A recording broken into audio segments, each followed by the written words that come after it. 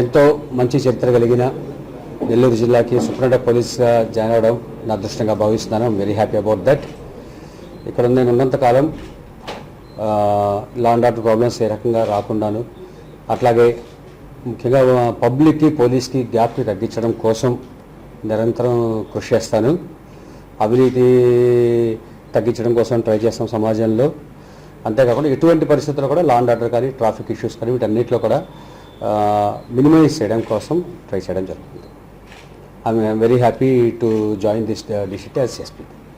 Traffic వరకు ఖచ్చితంగా very shortly పూర్తిగా స్టడీ చేసి ట్రాఫిక్ సమస్యని సాధ్యమైనంత తగ్గించడం కోసం ఖచ్చితంగా కృషి చేస్తామండి. ఆల్రెడీ ఇంతకుముందు కొంచెం ట్రాఫిక్ ప్రాబ్లం ఉన్న సిటీస్లో పనిచేయడం జరిగింది. రాజమండ్రిలో డిఎస్పీగా కానీ, తర్వాత కడపలో కానీ, మనకి పొద్దుటూరు ఇలాంటి చోట్ల, గుంటూరు, అన్ని చోట్ల కొన్ని చోట్ల ట్రాఫిక్ పోలీస్ స్టేషన్స్ లోకల్ సహకారంతో ఏర్పాటు చేయడం జరిగింది.